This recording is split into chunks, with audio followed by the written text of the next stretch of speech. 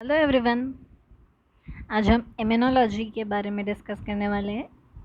Actually immunology बहुत बड़ा topic है, बहुत बड़ा पार्ट है, तो यहाँ हम पूरे के बारे में डिस्कस नहीं करेंगे। ओनली इम्यूनोलॉजी के बेसिक्स के बारे में डिस्कस करेंगे कि इम्यूनोलॉजी में जो इम्यून सिस्टम आता है उसके बारे में डिस्कस करेंगे। एंटीजन, एंटीबॉडी, इन सब के बारे में हम शॉर्टली डिस्कस करेंगे, यानी कि उनका बेसिक समझने की कोशिश करेंगे कि ये सब चीज़ें होती क्या है। तो हम स्टार्ट करते हैं। इम्यूनोलॉजी पढ़ेंगे आज, इसका बेसिक्स। तो हम देखते हैं इम्यूनोलॉजी। सबसे पहले हम देखते हैं इम्यूनोलॉजी है क्या। तो immunology is the study of immune system and is a very important branch of the medical and biological science. तो जो इम्यूनोलॉजी है वो क्या होती है, वो इम्यून सिस्टम की स्टडी होती है, उसे हम इम्यूनोलॉजी कहते हैं। और ये मेडिकल और बायोलॉजिकल साइंस के लिए बहुत इंपॉर्टेंट ब्रांच होती है। अब जब इम्यून सिस्टम की बात कर रहे हैं हम, तो इम्यून सिस्टम हमारी बॉडी में जो भी बाहर से एंटीजन आता है या बैक्टीरिया कुछ भी होता है उससे हमें प्रोटेक्ट करने की कोशिश करता है इम्यून सिस्टम। तो the immune system protect us from infection through various line of defence. अब हम देखते हैं इम्यून सिस्टम क्या है। हमने बोला immune system the study of immune system immunology होती है। तो अब देखते हैं इम्यून सिस्टम क्या है। The immune system keeps record of every germ it has ever defected, so it can recognize and destroy the microbe quickly if it enters the body again। यानी क्या हो क्या रहा है, ये जो इम्यून सिस्टम होता है वो उसके पास रिकॉर्ड होता है हर जर्म का, बैक्टीरिया, वायरस जो भी एंटर करता है हमारी बॉडी में वो उसे रिकॉग्नाइज करता है और उसे डिस्ट्रॉय कर देता है। अगर वही वायरस, वही बैक्टीरिया अगर हमारी बॉडी में वापस आया है तो क्विकली वो उसे रिकॉग्नाइज कर लेता है कि क्योंकि वो उसे फेमिलियर हो चुका होता है कि हाँ ये पहले भी आया हुआ है ये, और ये हार्मफुल है। तो उसे क्या करता है, क्विकली रिकॉग्नाइज करता है और उसे डिस्ट्रॉय कर देता है। तो if immune system is not function as it should it can result in disease. सीधी सी बात है। अब इम्यून सिस्टम हमें क्या करता है, हमें प्रोटेक्ट करने का काम करता है। अब जब वही अगर प्रॉपर फंक्शन नहीं करेगा जैसा उसे करना चाहिए तो जाहिर सी बात है डिजीज़ होगी। तो ये लाइन हमें वही कह रही है कि अगर इम्यून सिस्टम फंक्शन नहीं करता है, प्रॉपर फंक्शन नहीं करता है जैसा उसे करना चाहिए, तो तो उसका रिज़ल्ट क्या होगा, डिजीज़ होगी। अब इसके टू मेजर सब सिस्टम्स हैं, इनेट इम्यून सिस्टम और एडेप्टिव इम्यून सिस्टम। ये इम्यून सिस्टम से इनेट इम्यूनिटी भी कह सकते हैं और एडेप्टिव इम्यूनिटी भी कह सकते हैं। तो हम स्टार्ट करते हैं, इनेट इम्यून सिस्टम क्या है या इनेट इम्यूनिटी क्या है। तो innate immunity is present at birth and last through out the life time. यानी जो इनेट इम्यूनिटी होती है वो बर्थ से ही प्रेजेंट होती है हमारी बॉडी में। The removal of pathogen by the innate immunity occurs either internally और एक्सटर्नली। यानी ये क्या करेगी, पैथोजन का रिमूवल कैसे करेगी, इंटरनली या एक्सटर्नली। अभी इंटरनली और एक्सटर्नली क्या होते हैं तो हम देखते हैं क्या है। The external defence serves as the first line defence against pathogens. जो ये एक्सटर्नल डिफेंस है वो क्या है, फर्स्ट लाइन डिफेंस है हमारी बॉडी में जो पैथोजन के अगेंस्ट फर्स्ट लाइन डिफेंस है। जैसे क्या हो सकती है, लिखा है saliva, tears, mucus lining, stomach acid. ये प्रिवेंट करती है पैथोजन को कि वो हमारी बॉडी में एंटर ना करे। जैसे हेयर हो गया, हमारी बॉडी में हेयर प्रेजेंट होते हैं तो वो यूं ही तो प्रेजेंट नहीं है, कुछ रीज़न है उनका, ताकि अगर कोई पैथोजन हमारी बॉडी में एंटर करना चाहिए तो वो उसे प्रोटेक्ट करे वहाँ पर। अब अगर फर्स्ट लाइन डिफेंस उसे प्रोटेक्ट नहीं कर पाई और वो हमारी बॉडी में एंटर कर गए तो उसके बाद क्या होगा, उसके बाद सेकेंड लाइन डिफेंस काम करती है, जैसे ये इंटरनल डिफेंस भी कहते हैं। तो सेकेंड लाइन डिफेंस काम करती है। इसमें कौन कौन सी सेल्स होती है, नेचुरल किलर सेल्स हो गई, macrophage, monocytes, neutrophils, mast cells and dendritic cell. ये एग्जाम्पल है इसके इंटरनल के। ये सेल्स होती है इनेट सेल्स जो क्या करती है, डिस्ट्रॉय करती है पैथोजन को बाय फैगोसाइटोसिस। ठीक है, अब हम इसके बारे में डिटेल तो डिस्कस नहीं कर रहे हैं, इसलिए हम यहाँ पर ये सेल्स क्या होती है वो डिस्कस नहीं करेंगे। अगर आप लोग चाहते हैं इसके बारे में डिटेल वीडियो तो आप कमेंट सेक्शन में बोल सकते हैं। तो अब हम स्टार्ट करते हैं। एडेप्टिव इम्यूनिटी देखते हैं। अब एडेप्टिव इम्यूनिटी, इसके नाम में ही एडेप्टिव यानी किसी चीज़ को अडेप्ट करना, यानी कि ये बाय बर्थ तो नहीं प्रेजेंट होती है, ये mediated by T cells and B cells, ठीक है, and is characterised by an immunological memory, यानी कि क्या करती है, मेमोरी सेल्स हो जाती है। जो मेमोरी सेल्स क्या करती है, अगर कोई एंटीजन हमारे बॉडी में आया हुआ है तो उसे क्या करती है, वो क्विकली रिकॉग्नाइज कर लेती है और उसे डिस्ट्रॉय कर देती है। उसके बाद cell mediated immunity and humoral immunity, इसके 2 टाइप्स हैं। ह्यूमरल इम्यूनिटी यानी कि बी सेल्स जो कि एंटीबॉडी प्रोड्यूस करती है। तो जो ह्यूमरल इम्यूनिटी होती है उसे एंटीबॉडी इम्यूनिटी भी कहते हैं। और cell mediated immunity T cells, okay. Cell mediated immunity is mediated by cytotoxic T cells, ये टी सेल्स का ही टाइप है जो इन्फेक्टेड सेल को रिकॉग्नाइज करती है और उसे किल कर देती है। अब हम देखते हैं एंटीबॉडीज़। इतना हमने एंटीबॉडीज़ देख तो लिया, अभी होती क्या है वो भी देख लेते हैं हम। An antibody also known as immunoglobulin, यानी इसे आईजी से भी रिप्रेजेंट कर देते हैं।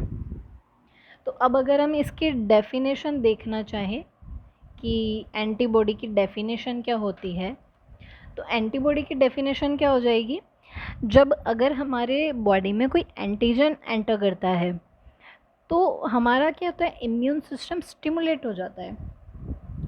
तो उसके बाद जो सेल्स बनती है, जो इम्यून सेल्स का निर्माण होता है, मतलब स्टिमुलेट होने के बाद बहुत सारी इम्यून सेल्स का फॉर्मेशन होता है।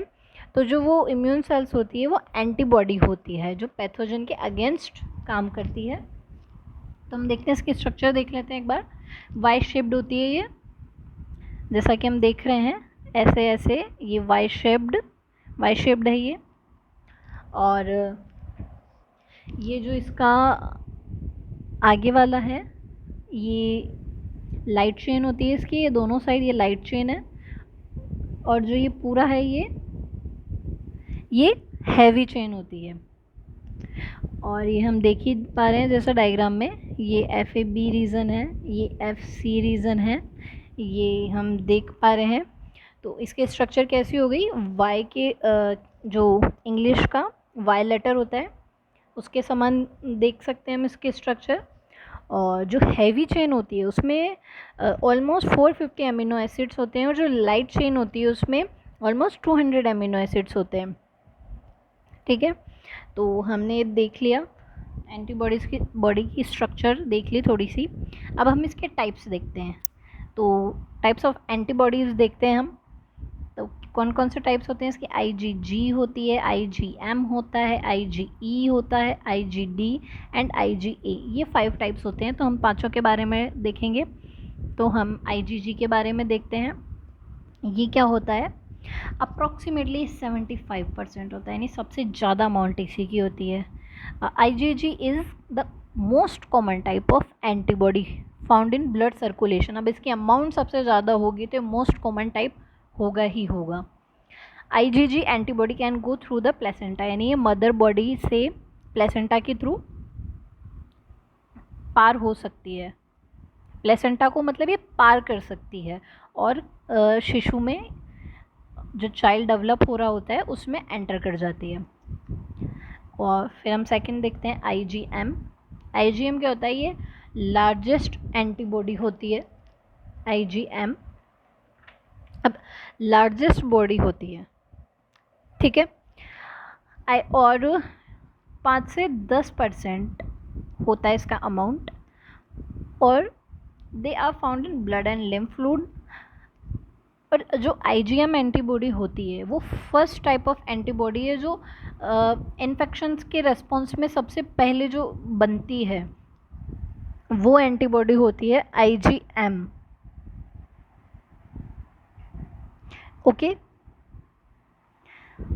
तो अब हम नेक्स्ट एंटीबॉडी के बारे में देखते हैं IgA। The main antibody found in colostrum is the IgA। अब कोलोस्ट्रम क्या होता है? फर्स्ट मिल्क होता है जो न्यू बॉर्न बेबी को फर्स्ट टाइम, तो वो जो मदर मिल्क होता है फर्स्ट मिल्क, उसे कोलोस्ट्रम कहते हैं।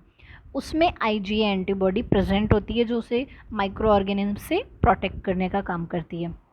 IgE देखिए तो इन्वॉल्व इन हाइपर सेंसिटिविटी यानी एलर्जी, उसमें इन्वॉल्व होती है और सिंथेसाइज बाय प्लाज्मा सेल्स। और IgD ये भी एलर्जी का ही में ही इन्वॉल्व होती है और 0.25% ही ये प्रेजेंट होती है, बहुत कम अमाउंट में ये प्रेजेंट होती है।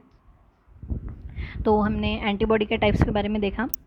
अब हम एंटीजन के बारे में देखते हैं कि एंटीजन क्या होते हैं। The foreign substance which enter the body and stimulate the immune system are called antigen और इम्यूनोजन। यानी हमारी बॉडी में कोई बाहर से कोई फॉरेन सब्सटेंस आएगा, वो हमारी बॉडी में एंटर करेगा और हमारी बॉडी का इम्यून सिस्टम को स्टिमुलेट कर देगा। उसे हम क्या कहेंगे? एंटीजन भी बोल सकते हैं, इम्यूनोजन भी बोल सकते हैं। ये थी इसकी डेफिनेशन। अब थोड़ा सा ब्रॉडली इसके टाइप्स के बारे में भी हम देख लेते हैं। इसके टाइप्स 2 टाइप्स है ये, एक्सोजीनस एंड एंडोजीनस। अब जैसा एक्सोजीनस इसके नाम में ही आ रहा है, एक्सो का मतलब क्या होता है? बाहर, यानी कि एक्सटर्नल, यानी कि antigen that enter the body from the external environment, यानी कि कोई भी एंटीजन जो कि एक्सटर्नल एनवायरनमेंट से हमारी बॉडी में एंटर करेगा, बाहर से एंटर करेगा। जैसे हम बोल सकते हैं बैक्टीरिया हो गया, वायरस हो गया, ये हमारे रेस्पिरेटरी सिस्टम के थ्रू भी हमारी बॉडी में एंटर कर सकते हैं, जिससे क्या हो सकता है? रेस्पिरेटरी डिफेक्ट भी हो सकता है। ओके, उसके बाद हम देखते हैं एंडोजीनस। तो एंडोजीनस का मतलब क्या होता है? इंटरनल, यानी अंदर, इंटरनल हो गया। तो antigen that already present in the host body, यानी ऐसे एंटीजन जो ऑलरेडी ही प्रेजेंट होते हैं होस्ट की बॉडी में। जैसा हम देख सकते हैं कि ऑन्कोजीन होता है। अब प्रोटोन्कोजीन, जैसा हमने लास्ट वीडियो था हमारा कैंसर का, उसके बारे में डिस्कस किया था। तो जो प्रोटोन्कोजीन होता है वो उस ऑन्कोजीन में कन्वर्ट हो जाता है, तो वो हमारी बॉडी में ऑलरेडी ही प्रेजेंट होता है। म्यूटेशन के थ्रू वो ऑन्कोजीन में हो जाता है, कोई बाहर से तो वो नहीं आया है, एक्सटर्नली नहीं आया है, तो वो इंटरनली ही हमारी बॉडी में ऑलरेडी ही प्रेजेंट है। तो एंडोजीनस एंटीजन इस टाइप के हो जाते हैं। जैसे ऑन्कोजीन हुआ है तो ऑन्कोजीन से क्या हो जाता है? ट्यूमर सेल या कैंसर सेल में कन्वर्ट हो जाता है वो। तो ये था हमारे एंटीजन के बारे में। तो हमने इम्यूनोलॉजी के बारे में कुछ डिस्कस किया है, पूरा डिटेल डिस्कस नहीं था ये, थोड़ा सा बेसिक्स क्लियर हुआ है इससे, बेसिक्स हमने समझने की कोशिश करी है इससे। तो आई होप आप सबको समझ में आया होगा। कुछ भी डाउट हो तो आप कमेंट सेक्शन में पूछ सकते हैं। So thank you so much for watching this video. Thank you.